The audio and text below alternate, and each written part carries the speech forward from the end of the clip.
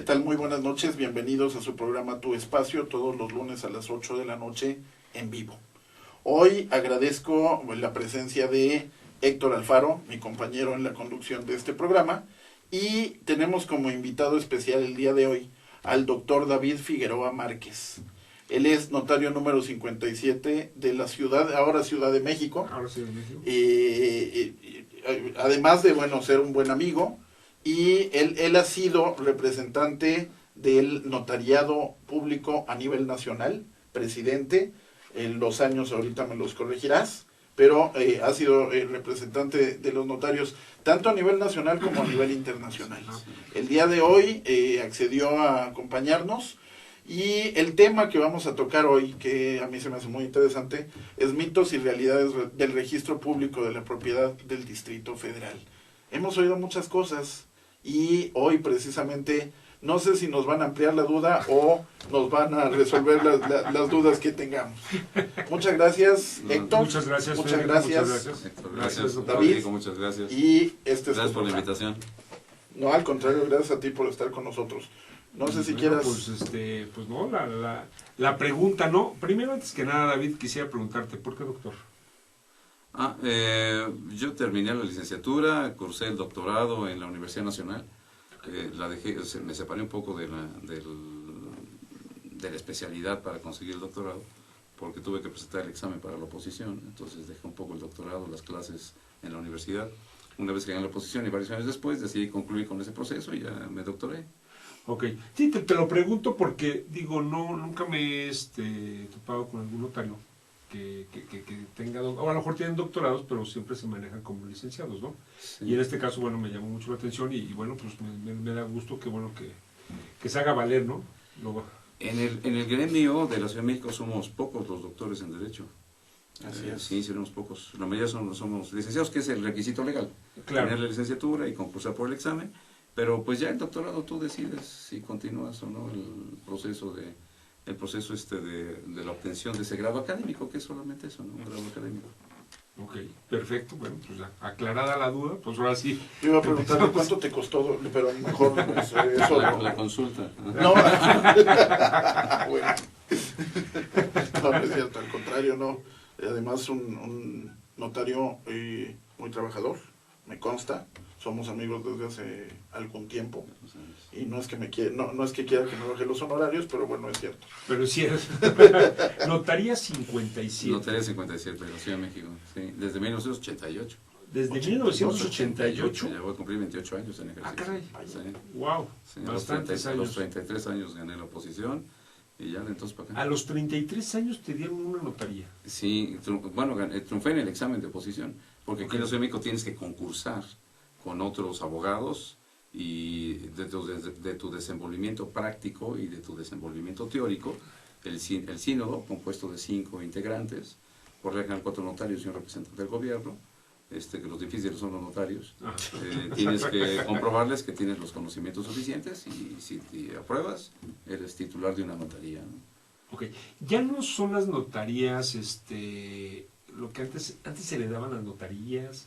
¿Cómo se hacía eso? Fíjate que nunca ha sido así. Lo que ha sucedido es que en algunos estados de la federación, porque nuestro país, la legislación notaria en nuestro país, de acuerdo a federación, pues es una en cada entidad federativa y la aprueban las distintas legislaturas locales. Entonces muchas legislaturas conservan el hecho de que el señor gobernador determina quiénes son los que deben tener el cargo de notarios públicos una vez que satisfagan los requisitos que su ley señala. Y por lo general en esas legislaciones existe la figura del notario titular y el notario adscrito. Entonces, con la facultad del notario titular de designar a quién será su adscrito, al notario que esté adscrito a él. Okay. Y por regla general, por los hijos de los notarios titulares, trabajando en la notaría, conociendo la labor que hacen los padres, pues se vienen empapando de la experiencia y por regla general también los padres designan a los hijos como adscritos. Y lo que sucede después es que entre titular y adscrito, si la legislación lo permite, que en muchos estados de la federación así es, el titular y adscrito convienen en que el adscrito se vuelva titular y el titular se vuelva adscrito, y entonces pareciera que hay una transmisión hereditaria, pero no es así, ¿no? ¿Eso incluye el Distrito Federal también? No, el Distrito Federal es distinto. Aquí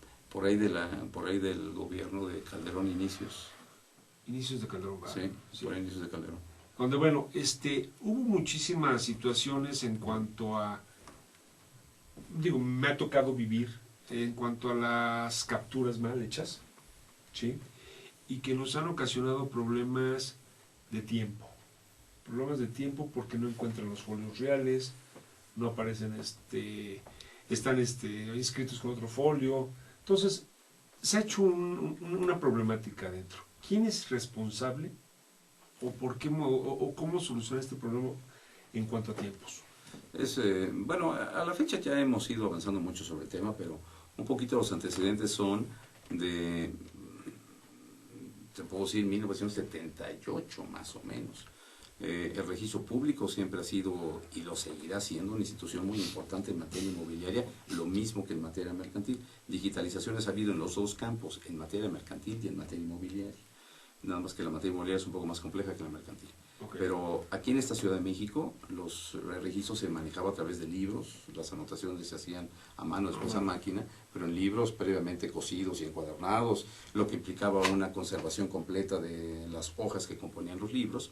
Y después, por alguna reforma legal, se decidió que ya no hubiese libros, que te implicaba que si te agotabas el libro tenías que tomar otro libro y hacer las anotaciones en él, y en algún momento determinado tú tenías una anotación en un libro y por alguna razón, por si había algún gravamen o algún acto que tuviera que ver con este bien, pues hacías la anotación en otro libro y había una correlación de libros que tenías que ir de uno a otro para conocer la historia de un inmueble.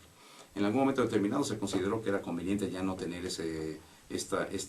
entre comillas, desorden de la historia de un inmueble, sino que era conveniente tenerlo en una sola hoja, en una sola foja, en un folio. Foja, folio, hoja, vienen siendo sinónimos en un momento determinado. Y se reformó la ley y se dijo, ya no anotaciones en libros, vamos a abrir una foja, un folio por cada inmueble. De manera que el propietario, sus gravámenes, sus anotaciones, sus fallecimientos de los titulares y demás, en una sola hoja se puede identificar. Y eso va a ser más ágil, y va a ser más inmediato, y va a ser más seguro. Entonces se reformó la ley y dijeron, ya no libros, hojas. Y empezaron a hacerse las anotaciones en folios que se conocieron como folios reales cuando eran inmuebles y folios mercantiles cuando eran personas morales o personas morales. O se referían a bienes que tuvieran que ver con los comerciantes, poderes que otorgaban los comerciantes. Esos folios reales implicaron que la historia de los inmuebles ya tenía que anotarse en una sola hoja y si había historia en los libros anteriores, era conveniente pasar esa historia a esas hojas, de manera que todos los inmuebles tuvieran una sola hoja donde se pudiera identificar la vida del inmueble. Entonces, para eso había que pasar esa información a esas hojas y la manera que se ocupó muchos años atrás era la de microfilmar los asientos que estaban en los libros para obtenerlos en un soporte digital y de ahí irlos pasando a los folios e ir llenando la historia de los predios en esos folios reales. Libros eran miles de libros, sí, claro. Y en algún momento determinado, por alguna razón de algún ingenioso, se decidió que había que microfilmar todos los libros. ¿Y cómo le hacías?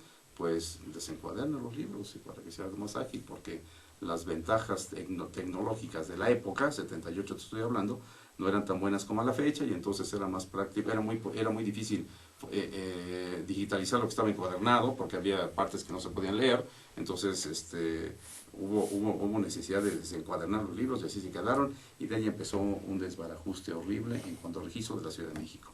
Los folios empezaron a crearse, después el hecho de que los folios venían numerados, había que guardarlos en algún lugar, por alguna razón el empleado tomaba un folio y por descuido, desinterés o lo que fuere, lo ponía un numerito antes, un numerito después, 100 numeritos antes, 100 numeritos después, o lo que fuere, ya resultaba ser una complicación encontrar el folio que debiera estar donde originariamente estaba, en cuanto a su numeración, pero por algún error, mala lectura, mala interpretación, mala intención, lo que fuera, se ponía en otro lugar y entonces ya empezabas con el problema de dónde quedó el folio real del inmueble fulano de tal.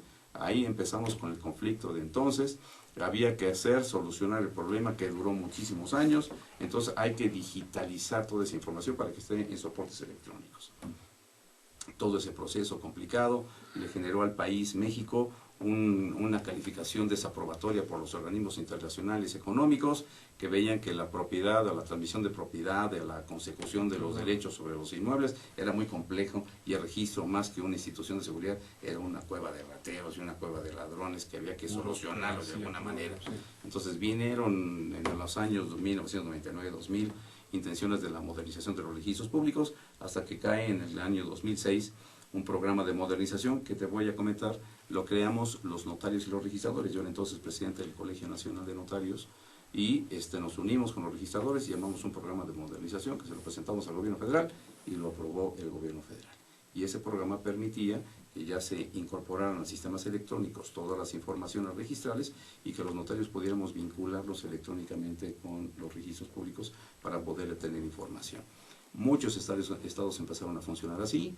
La Ciudad de México fue la última, pero bueno, a la fecha de este proceso de modernización de los registros, de digitalización de imágenes y de comunicación electrónica con los registros públicos, el Registro Público de la Ciudad de México lleva un trabajo muy importante que se ha venido haciendo los últimos 2-3 años, con la dirección de la actual titular, que es la licenciada Griselda Martínez, obviamente bajo la dirección del jefe de gobierno Mancera. Se han venido haciendo trabajos muy importantes en el registro, y debo decirte que la impresión que ahora hay de registro, el trabajo que realiza el Registro Público de la Propiedad de la Ciudad de México es totalmente diferente a como era hace unos 5 o 6 años. Ya se puede pensar en que los documentos salgan en 20 días hábiles, y que las inscripciones puedas ya enviarlas por vía electrónica al registro. No, bueno, y 20 días hábiles. Ahora me he llevado la sorpresa de que hasta en 5 o 10 días máximo, a veces. Ya contamos. Y antaño tú sabías cuándo entrabas al registro, no sabías cuándo salías. Se tardaban años ahí, y por cualquier tontería te lo sacaban. A la fecha ya no está siendo así. Hay un trabajo muy interesante que ha venido haciendo la dirección actual, y que nos permite pensar que la transmisión de propiedad de los bienes puede ser ya cada vez más ágil. Cada día es más ágil. Puede ser ya cada vez más ágil. Y además, no nada más la transmisión de la propiedad, sino también, por ejemplo, adjudicaciones. Sí, todo lo que deriva por cuestiones de fallecimiento, resoluciones judiciales, todo eso, la formalización y la inscripción ya puede ser cada vez más inmediata por esta vinculación electrónica, y estamos a unos días, según la oferta de la directora actual, de poder solicitar informes de gravámenes o limitaciones de dominio por vía electrónica. Ya podíamos nosotros presentar un certificado de gravámenes, y el mismo día en el que lo presentáramos para todos aquellos que ya tienen folio electrónico real, obtengamos la contestación de los gravámenes que tiene ese inmueble. O sea, yo puedo meterme en la computadora y ver qué gravámenes tiene un inmueble que pretenda ser adquirido por algún particular. Que eso es para los avisos preventivos. Exacto. Ustedes nada más van a tener ese acceso. Por el momento. ¿O es la...? No, por el momento es solamente para nosotros notarios, y la intención es que a futuro la vinculación con el registro sea toda electrónica. Ok. No, perfecto, ¿no? Porque eso es una maravilla, Sí, Ahora, porque mira, nosotros hemos comentado en varias ocasiones aquí en el programa, y Federico nos ha dado este dato importante, donde hablamos mucho de la propiedad irregular, que hay cerca de un 69-70% de irregularidades en las propiedades. Supongo que con todo esto, y con el apoyo que hoy hay por parte del gobierno en cuanto a la jornada notaria y demás, esto debe de ir, porque esto va ligado a todo lo que estamos hablando, pues va ligado a todo. Al final caemos sobre el registro público de la propiedad. Entonces, supongo que esto va a mejorar, porque la intención es esa, ¿no? Es cierto. Sí, la jornada notarial resulta ser comercial. La jornada notarial resulta ser... Perdón, David, si les parece, nos vamos a un corte comercial, y regresando platicamos de la jornada notarial y de qué significa o para qué sirve el registro público de la propiedad, que algunos lo sabemos, algunos nos lo imaginamos y algunos ni sabemos. Ok, gracias.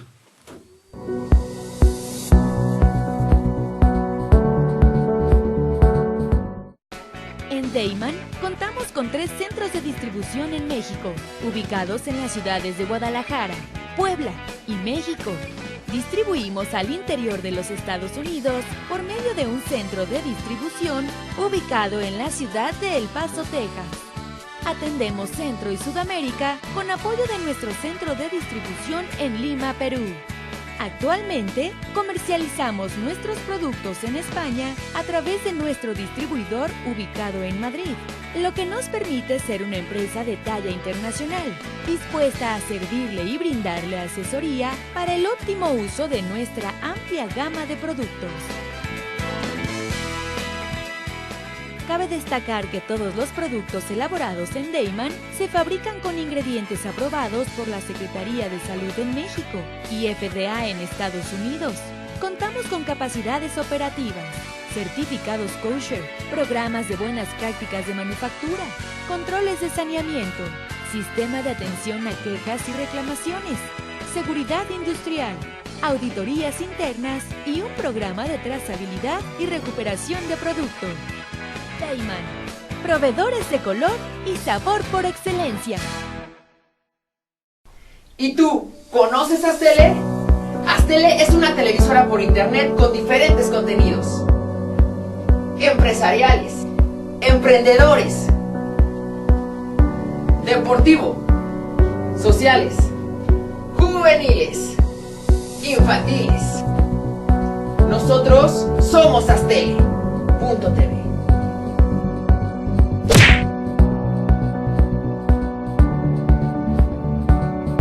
Ruiz Robles, corredores públicos y peritos traductores. Trabajamos para darles seguridad, confianza y un servicio profesional en sus asuntos relacionados a fe pública, valuación, arbitraje comercial, asesoría jurídica y traducciones.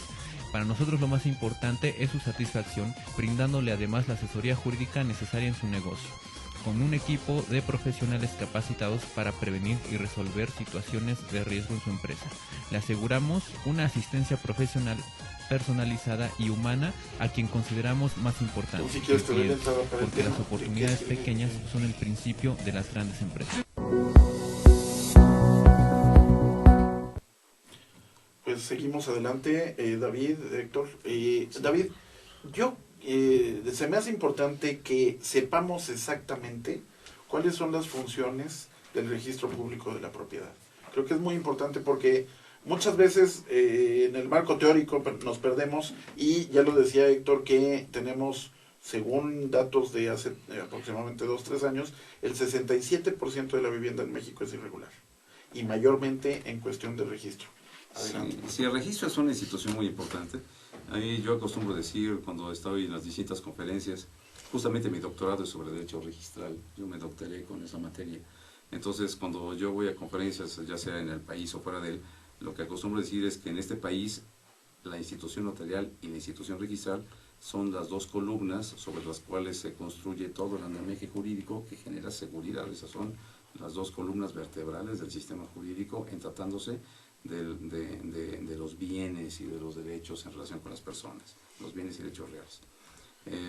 ¿Por qué razón? Porque la escritura que se otorga ante el notario genera seguridad para las partes que intervienen con él. Pero la inscripción de la propiedad de los bienes adquiridos ante el notario es indispensable para que la seguridad jurídica, que se conoce esta como estática, o sea, la seguridad entre las personas del acto celebrado, nadie podría decir que no vendió porque el notario dio fe de la venta. Esta seguridad es importante que quede asentada en el registro para que los terceros, el gran mundo de terceros que no intervino en esa operación, quede obligado a respetar y conocer la operación realizada por el notario.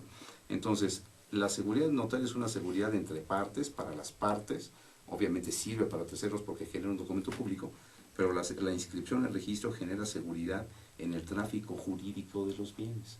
No puede uno pensar en un tráfico jurídico de todos los inmuebles en este país sin la institución registral. Si no hay un bien que no esté asentado en cuanto a los distintos movimientos que ha tenido, ese bien pudiéramos inclusive tacharlo de irregular. Si no está inscrito, no obstante tuviera una escritura, pudiéramos pensarlo de irregular. O sea que el binomio notario-registro es aquel que le va a generar absoluta certeza y seguridad a las partes que intervienen en un inmueble. La jornada notarial abona muchísimo al tema de regularización de propiedades, que algunas de ellas con escritura inclusive, si no están inscritas, tendríamos ese proceso de irregularidad. ¿Por qué? Porque falta el otro tema de la inscripción que genera una publicidad de la adquisición. Todo mundo con la escritura inscrita está obligado a saber que el que adquirió es efectivamente el propietario y no puede desconocerlo, así no vaya al registro público. Le genera la inscripción una obligación a todos los ciudadanos de conocer cuál es la situación del inmueble. Y si no consulta esa situación, no puede argumentar en su beneficio buena fe, no puede argumentar, así haya actuado de buena fe. La jornada notarial abona muchísimo porque las más de las veces en un país como el nuestro, todas las adquisiciones generan cargas impositivas y no necesariamente siempre estamos en posibilidad de cubrir esas cargas impositivas. Se muere mi familiar, me deja propiedades y pues yo no estoy, a lo mejor en un momento determinado, en la posibilidad económica de satisfacer todos los gastos, impuestos y derechos que me genera el que mi familiar se haya muerto y me haya designado heredero o legatario de un bien. Ya lo tengo y ahora ¿qué hay que hacer? Seguir el trámite sucesorio y adjudicarse el bien. Y en la adjudicación hay impuestos y en función del valor de los bienes puede ser que me resulte que tenga yo que pagar un capital que no tengo. Sí, No sé, por alguna razón me dejaron un inmueble bastante grande que era el que mantenía a muchas personas, pero al propietario se le ocurrió que yo era el que tenía que tenerlo porque era el sobrino más querido o el hijo más querido, y ahí está el inmueble, y un inmueble de 8 millones de pesos, edificio de departamentos, me lo dejan, yo soy el propietario, tengo que pagar un impuesto por la adquisición que a lo mejor me llega a los 300, 400 mil pesos. Y entonces pues no tengo esa lana. ¿Y por qué tengo que pagarla? Pues ya soy el propietario. Porque en este país, al momento en el que una persona fallece, los herederos o legatarios adquieren inmediatamente al fallecimiento la propiedad del bien que era propiedad del fallecido, no obstante esa adjudicación se haga varios años después. En este país las propiedades nunca dejan de tener un propietario. Consecuentemente, en ese mismo momento se generan las cargas impositivas, que cuando se formalizan las adquisiciones, resultaba antaño, antes del proceso de jornada, resultaba con que había que pagar impuestos, recargos y actualizaciones. ¿Por qué? Porque su propietario falleció hace 20 años. Usted está formalizando 20 años después, el impuesto corre con el tiempo y hay que actualizarlo. Entonces eran cantidades exorbitantes. La jornada notarial viene a muchísimo apoyar ese tema porque reconoce esa situación, apoya impositivamente, o sea, el hecho de que ya no se requieren las jornadas notariales para los inmuebles que están dentro de los valores que la propia jornada establece, que vienen siendo hasta de 1.700.000 de valor catastral, que si lo traducimos en valor económico, en valor comercial, podríamos pensar que se trata de inmuebles de 3 millones por ahí, 3 millones y medio, ya son inmuebles más o menos para adquirir por parte de la clase media, que hay muchísimos de esos. La jornada notarial quita trámites administrativos, quita requisitos fiscales y consecuentemente abona a que los impuestos sean menores. En esas jornadas, por regla general, quitamos el tema avalúo. Ya no se requiere un avalúo, sino solamente se toma como base el valor que aparezca en la boleta predial. Y ese es el que sirve de base para todos los efectos, ya no el avalúo. Es el que sirve de base para pagar los impuestos que resultan por la adquisición.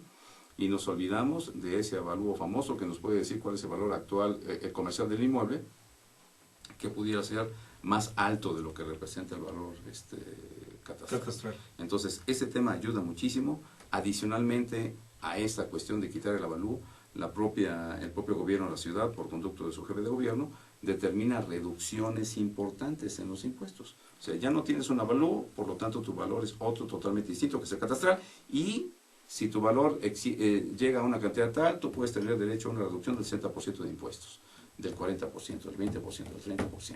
Siempre los valores más bajos tienen mayor reducción que los valores más altos. Pero quitando el avalúo y tomando la boleta predial, pues reduces muchísimo los valores de las cosas y haces más accesible la adquisición de las personas a los bienes que adquirieron, ya sea por compraventa o por adjudicación por herencia, o inclusive por prescripción o por el remate judicial, quitando el avalúo. Adicionalmente a eso, los derechos de registro, que es otro concepto, otro rubro que hay que pagar para inscribir la escritura, porque si no te quedas en ese limbo de tener la propiedad y no tenerla públicamente, no tenerla publicitada. Los derechos de registro también resienten una modificación de 60, 40, 20 o 10. Y adicionalmente los honorarios notariales, que nunca son altos, pero en este proceso también inclusive reciben el Colegio de Notarios conviene con el gobierno de la ciudad en solidarizarse y reducir los honorarios. Nosotros notarios tenemos obligación de reducir hasta un 30% los honorarios notariales. Entonces, una operación que con un avalúo te pudiera salir en 45,000 pesos, ponle, dependiendo de un inmueble de valor comercial de 800,000, pudieras pensarte que no dejas el valor comercial, utilizas el valor catastral, y esa operación de 45,000 te puede salir con la jornada notarial y con reducciones de impuestos, derechos y honorarios, te puede salir en, no sé, en unos 20,000 pesos, la mitad, o a veces un poquito menos inclusive. Entonces, ese tema de jornada notarial, que es el compromiso del gobierno de la ciudad en apoyar a los ciudadanos de esta ciudad para regularizar sus propiedades, abona afortunadamente a reducir en una parte importante la irregularidad que existe por el tema primordialmente de económico. O sea, si tú estás en imposibilidad de pagar impuestos sobre bases altas, con este proceso de jornada notarial empiezas a pagar impuestos sobre bases más bajas y puedes hacer un esfuerzo para lograr regularizar tu propiedad. Y así, en las distintas jornadas notariales, cada vez crece el número de participantes en las jornadas, y ya te puedo decir que la ciudad que la ciudadanía en esta Ciudad de México está esperando a que aparezca el acuerdo del jefe de gobierno, que arranca la jornada notarial y la gente se vuelca a regularizar sus propiedades. Y eso es bastante bueno, porque regularizas el tema impuesto predial, porque te pones al corriente del pago del impuesto predial, inscribes en el registro y genera ingresos para la ciudad, para el gobierno de la ciudad, pagas impuestos y genera ingresos para la tesorería del Estado Federal, que antaño no lo hacías porque tenías la imposibilidad económica ante tasas altas y cero descuentos, no lo hacías, no había derechos de registro, no había impuesto predial, no había impuesto sobre adquisición de inmuebles, y las finanzas de la ciudad inclusive se veían un poquito limitadas. Con esta jornada se ven incrementadas, y adicionalmente con la propiedad regularizada cualquiera se anima a invertirle para modificar ya o para mejorar tu propiedad, y todo eso genera un círculo virtuoso, lo dicen, que resulta benéfico para todos los casos. Algunos inclusive pudieran pensar, ya tengo regularizada mi propiedad, le ofrecen la venta del inmueble, la compra del inmueble, lo vende, genera un negocio, y el comprador lo que provoca es a lo mejor la construcción de un conjunto habitacional, un desarrollo habitacional, que adicionalmente genera otras fuentes de empleo y le da vida a toda una industria de vivienda que es importantísima en cualquiera de las ciudades urbanas, pues como esta, que es de las mayorcitas. La ciudad de las ciudades en el país. La ciudad de las ciudades, sí. Y entonces eso es muy importante, realmente el tema jornada notarial, que involucra a la Tesorería del Distrito Federal, que involucra al Registro Público de la Propiedad, que involucra al Notariado de la Ciudad de México, que involucra a la Secretaría de Desarrollo Urbano por el tema de las zonificaciones y demás. Es una muy buena idea que lleva ya en la ciudad pues más de 10 años, creo, funcionando bastante bien, y cada vez en aumento, y eso definitivamente incide sobre el menor número de propiedades fuera del orden, fuera de la regularidad. Porque nos sucedía antaño que nos llegaba una persona cuando empezaban las jornadas y nos decía: oiga, yo quiero regularizar mi propiedad, mire, yo le compré a Pedro, pero Pedro le compró a Fernando, y Fernando le compró a Ignacio, y la venta de Ignacio a Fernando y a Pedro y demás no están regulares. Entonces, yo soy el último, estoy viviendo y quiero ya tener mi título. Pues hay que regularizar tres anteriores. Ordinariamente implicaban 3 avalúos para distintas épocas, y pagar impuestos de acuerdo a las distintas épocas. Exacto. A la fecha es lo mismo, pero ya sobre un valor catastral único, que te reduce en una parte importante. O tenías, yo soy el propietario actual, se lo quiero dejar a mis hijos, pero este era de mi abuelo, de mi papá, y mi papá lo adquirió de su papá, y de su papá de su tío, y todos ya están muertos, y entonces hay que hacer la adjudicación. Adicionalmente, en materia de sucesiones, los notarios en esta ciudad podemos intervenir cuando los herederos todos son mayores de edad, no tienen conflicto entre ellos, la sucesión se puede llevar notarialmente con o sin testamento, ya no se requiere la intervención del juez, y eso reduce mucho tiempo y consecuentemente mucho dinero. Entonces la gente ya puede llevar sus sucesiones, 1, 3 o 4 o las que fueren, y para ese tema sucesorio el propio gobierno de la ciudad saca un acuerdo de jornada notarial específicamente encaminado al tema sucesiones, inclusive con valores catastrales más altos que los normales. Ahí puedes tú meter una propiedad de hasta 2 millones de pesos con valor catastral. Entonces te resulta económicamente inconveniente, porque incluso las reducciones fiscales son no del 60 como en la jornada ordinaria, sino del 80 o del 60%, o sea, reducciones más convenientes. ¿Y existen esos casos, David? Sí, como no, muchísimos. No, muchos. en el sentido de que muchos herederos mayores de edad no existe conflicto entre ellos. Sí, Sí, fíjate sí los hay. que sí los hay. Sí, Hay muchos en donde hay complicaciones, definitivamente, y eso se tiene que ir a tribunales. Claro. O algunos con personas discapacitadas que Sí, claro. tienen que irse a tribunales, o con menores de edad, que no hay tantos. Sí, no hay tantos, fíjate, de menores de edad no hay tantos porque te estoy hablando en el tema jornada notarial, personas que han dejado las propiedades de muchos años atrás, entonces ya son personas mayores, y algunas muy mayores, Claro. o sea, ahí así como que nos llegan a veces a la oficina todos los hermanos, y el más chico tiene 80, entonces hay que regularizar, ahí regularizamos las distintas adquisiciones. Y rápido. Y rápido. ¿Y para qué? No, sí, rápido, además. Se hace rápido. Pero, y nos sucede mucho eso. Firman, inmediatamente lo que hacen es que ya como dueños venden la propiedad y se Exacto. reparten dinero. Exacto. Y se consiguió lo que antes no se Claro. podía. Porque el tema fiscal en la ciudad siempre fue bastante oneroso. Y pues casi en todas las ciudades como esta, Así es. que tienen una cantidad importante de conglomerado social que te encarece el valor del suelo, el valor de las construcciones y te resulta muy muy complicado. Ahora, fíjate que de eso que comentabas tú, Federico, que si había todavía gente bien, o sea, que hicieran una sucesión correctamente, yo creo que no es tanto los herederos, los cónyuges. Sí, claro. ¿Qué sí, problema? sí, Sí. Claro. Ese me he topado, que Sí. la esposa no quiere vender porque me cae mal tu esposa. Sí, claro. Sí. Uy, sí. Oiga, Sí, señora, sí. pero por favor, estamos aquí, ¿no? Sí, ese es un tema muy muy interesante Sí. y que nos orilla muchas veces a sentarnos a la mesa y decir, oiga, pues fírmenle, ¿por qué? Porque le conviene, se quite problemas, no va a tener dinero. Ahí te quiero decir que los notarios hacemos una labor de conciliación de intereses en sí. asociaciones, muy interesante, complicado porque hay que tener certeza de que los hermanos que están ahí o los que dicen ser tus hijos son los únicos hermanos y los únicos hijos. Así es. Porque pudiera ser que te estén escondiendo a un hermano, a algún hijo, y pues ya te metiste en un problema futuro porque la petición de herencia la tiene el preterido en cualquier momento. Pero ahí tenemos que ser muy cuidadosos y las sucesiones que tomamos en las notarías nos requieren así como que estar viendo con lupa y a veces soltar alguna afirmación para tratar de sacar, como dicen ahí, saltar hilo para sacar hebra, ¿no? Exacto, No, sí, sí. meto hilo para Hilo sacar. para sacar algo la así, aguja. para ver qué Ajá. encontramos y que tengamos la tranquilidad de que los que están interviniendo como herederos son los únicos, Así es. los únicos herederos. Porque nos sucede mucho en este país que mucha gente se va al otro lado, Sí. ¿no? Y se queda ahí y le deja, o deja encargado, se olvida de los hermanos y los otros se olvidan de él. Así es. Eso pasa, ¿no? Eso pasa. Exactamente. Bueno, sí, eso es algo que...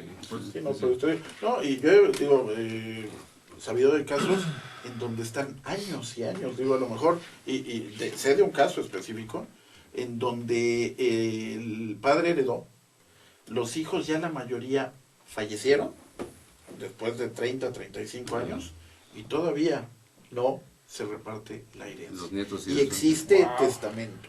Sí, digo, y como El eso- testamento ayuda mucho, Sí. ayuda muchísimo. Es un documento que en este país cumple una función social y jurídica muy importante.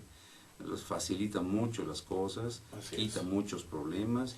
La cultura testamentaria, no estamos en el tema del registro público, sino ya No, estamos sí, metiendo pero- otro, sí, pero, pero no, es que la es cultura importante, testamentaria claro. en el septiembre, mes Ajá. del testamento, resulta ser realmente muy importante y la gente en este país cada vez va concientizándose más y son cada vez más los testamentos que hacemos con motivo del mes del testamento. A veces me sucede a mí que en el mes de enero todavía estoy haciendo testamentos del mes de septiembre, porque como es un acto personalísimo donde yo tengo que estar para preguntarle al testador por qué nada más deja uno de los hijos, o qué pasa si se le fallece uno antes, a quién deja como sustituto.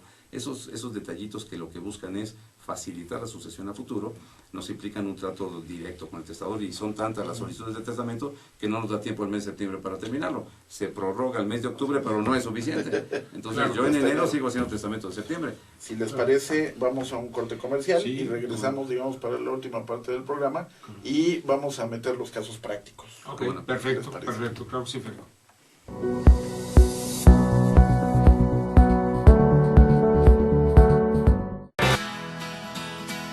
Crea tu propio negocio.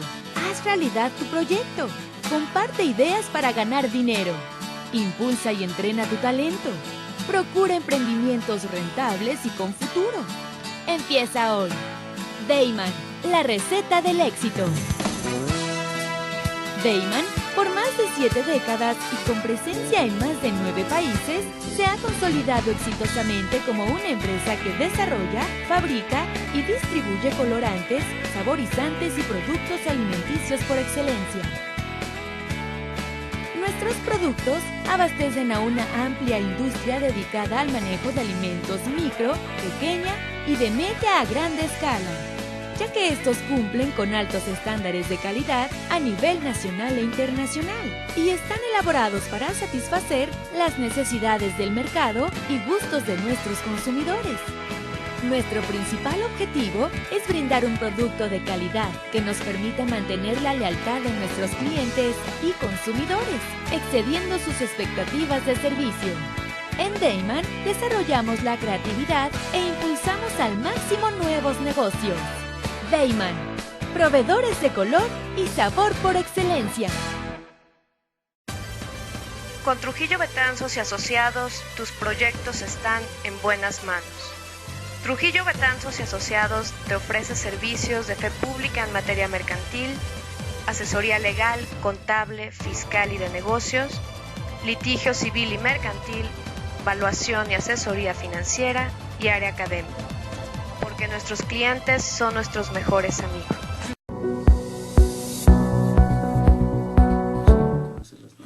Pues entramos a esta última parte. No sé si quieras adelante, intervenir adelante. Sigamos hablando de pues, temas interesantes, temas importantes. Ya no nos ha dado tiempo de ver si hablamos de los mitos o de las realidades. No sé si quieres hablar. Sí, cómo no. La realidad del registro a la fecha es que cada vez estamos más cerca de la inscripción por vía electrónica. Cada vez estamos más cerca, estamos dando pasos agigantados en la Ciudad de México a lograr que en breve ya consigamos desde nuestra oficina inscribir, y la inscripción la haces en un día. Wow. Eso ya podemos llegar. Me imagino que si sigue la dinámica del gobierno de la ciudad como hasta la fecha, probablemente al terminar el periodo de gobierno del doctor Mancera estuviéramos viendo ya esa realidad. ¿Y entonces por qué los notarios nos entregan 6 meses después? Porque antaño era un lío, como te decía, antaño tú sabías cuándo entrabas al registro, o sea, yo lo ingreso, y no sabías cuándo te lo entregaban, o sea, era una indefinición impresionante. Pero ya ahorita ya no. A la fecha ya no es así. Ah. El registro público resulta ser una fuente muy importante de claro. conocimiento de la historia de los bienes, en cuanto a su movimiento, porque ningún bien se queda estático. Lo que pasa es que Todo yo, circula.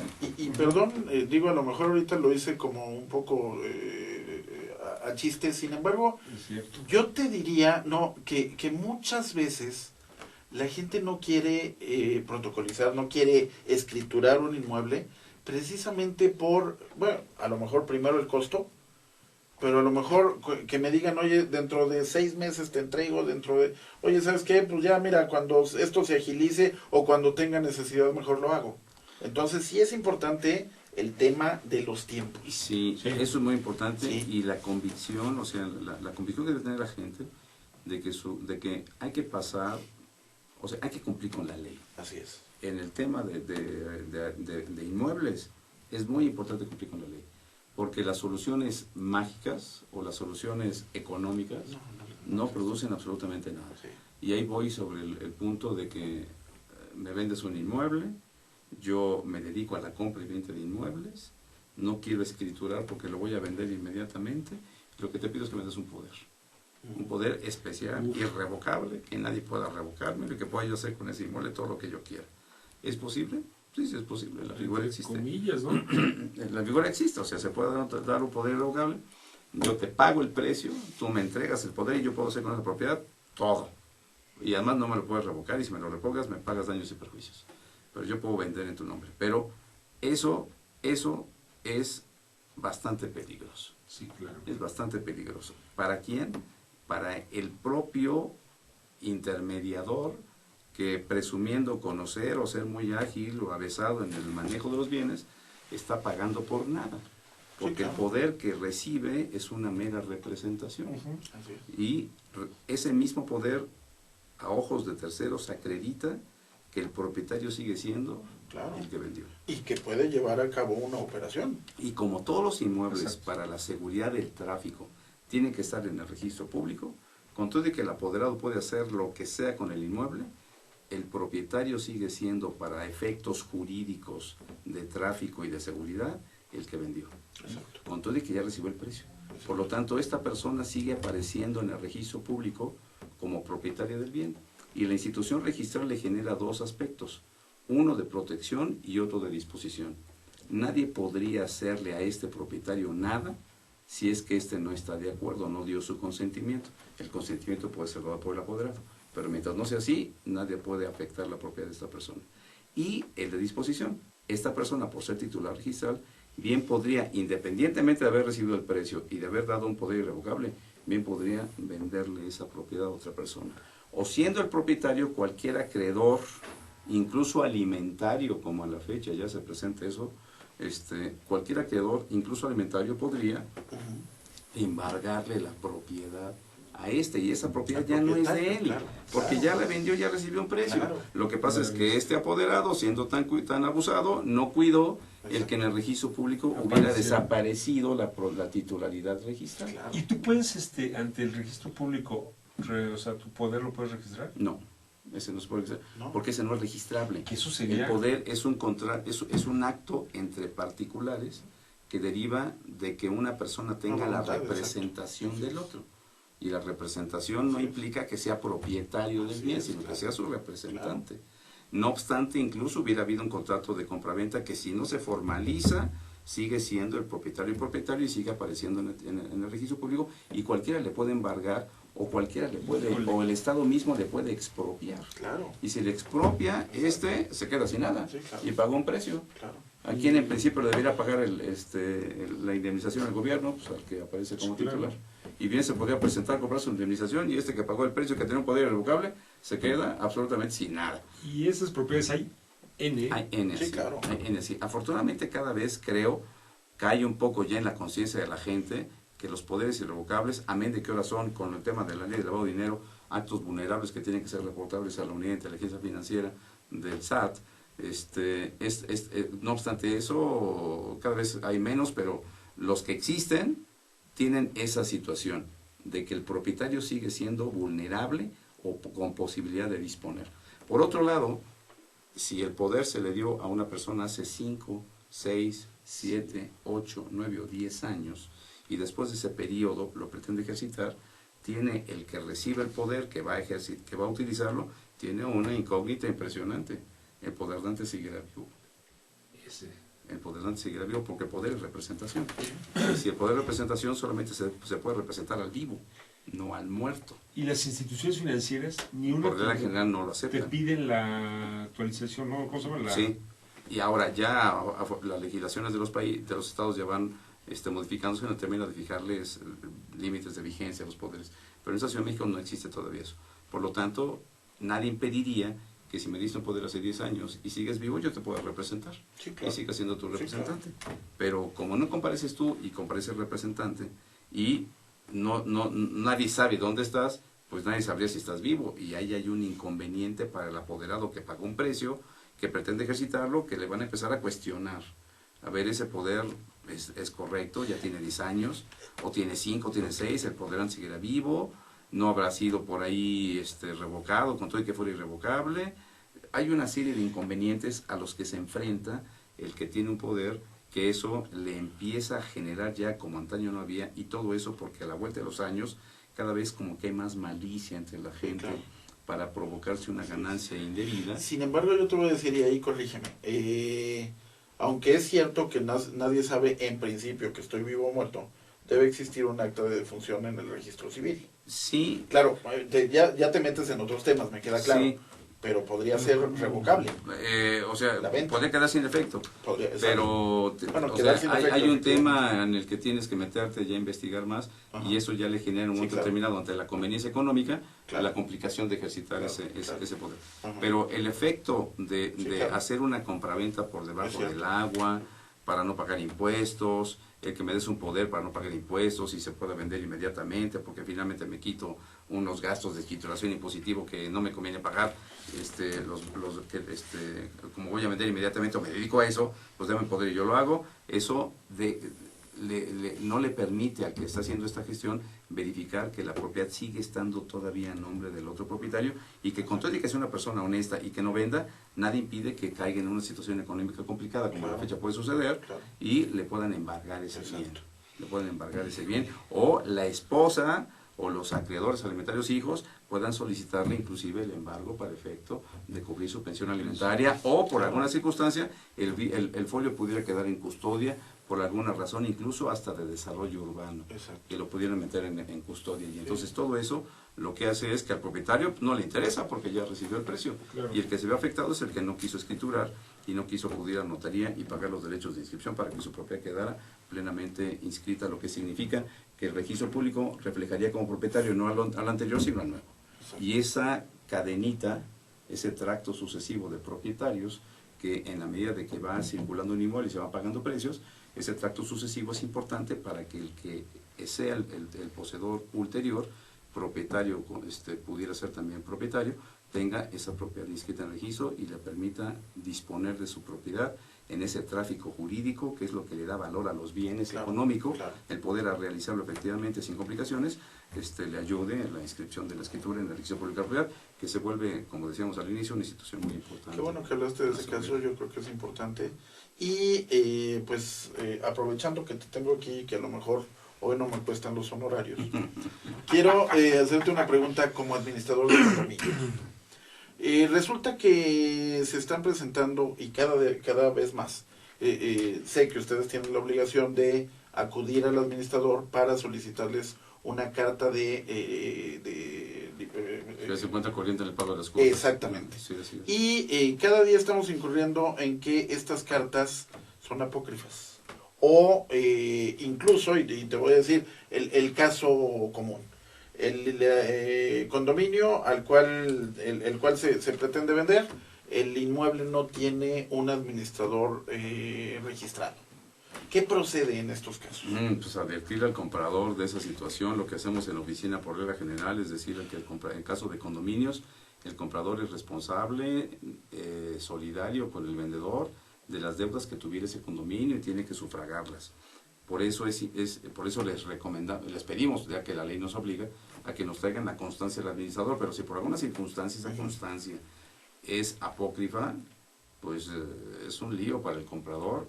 Yo acostumbro decirles que tengan la certeza de que se las entregue el administrador mismo al comprador, y que ante la eventualidad de alguna omisión o alguna situación anómala en la constancia, pues él se va a tener que hacer cargo de pagar las cuotas, porque no puede no cubrirlas, tiene que cubrirlas. Incluso en aquellos casos donde dicen no hay administrador, siempre hay un administrador, y a veces sucede que no en las casas dúplex. Pero también existe un comité de vigilancia. Yo pediría ahora la firma tanto del administrador como los del comité de vigilancia. Yo creo que sí. Ahí es importante modificar la ley que no lo contempla a la fecha, que sería buena idea esa para darle autenticidad a la del administrador. ¿Y la carta forma parte de la nueva escritura? Y forma parte de la escritura, sí. Exactamente. Sí. Bueno, en algunos casos inclusive donde nos dicen y nos insisten, es que no hay administrador. Bueno, a ver, comprador y vendedor, véngase para acá. Así es. Usted póngame que no hay administrador, usted vendedor. Y usted comprador póngame que está consciente de lo que dice el vendedor, que consciente de ello está de acuerdo en que en el evento de que surgiera alguno y que hubiera cuotas no manifestadas, son a su cargo. Si usted está de acuerdo, adelante, fírmele. Y le firman, y está convencido el comprador de que si no fue cuidadoso en ese tema o quiso tomarnos el pelo por alguna cuestión, pues ya se involucró en el pago de los cuotas de condominio que son inherentes al inmueble, son esas cargas reales que tienen, esas obligaciones reales que resultan de los inmuebles, que van como consecuencia de la existencia del inmueble mismo. En el caso de condominios, esa viene siendo una especie de carga real, ¿no? Pues David, yo los involucraría, así es. Yo creo que es importante, y tenemos que además que profundizar en este tema de condominios, que es muy importante, sí. Pero antes de dar por terminado, nos gustaría saber a dónde podemos acudir contigo, si nos puedes dar Sí, cómo no. Datos tus. Sí, bueno, yo soy notario número 57 de la Ciudad de México. La notaría está en la calle de Pestalozzi, el número 803, en la Colonia del Valle, cerca del Metro Eugenia, 3 cuadras. Y el teléfono es 55 36 01 58. Está en internet, ahí me pueden localizar, notaría 57. Están los datos de su servidor, David Figueroa Márquez, pero yo estoy, pues en términos de ley, obligado a prestar el servicio cada vez que se me requiera para ello, ¿no? Pues te agradecemos No, ustedes, la gracias. visita a No, este no, lugar. David, gracias. Esperemos Cosas. que no nos mandes un recibo de honorarios. Eso Entonces, no sé. bueno, para la próxima los invitamos a que hagan todas las preguntas que ustedes gusten y nosotros nos entendemos con el notario. Les agradecemos mucho esta noche. David, Gracias. David Gracias. Figueroa, el Gracias, doctor David. David Figueroa, muchas gracias Bien. por haber estado con nosotros. Héctor, buenas noches. Muchísimas gracias, Federico, por Gracias. estar aquí con nosotros también. Gracias, buenas noches. Buenas noches.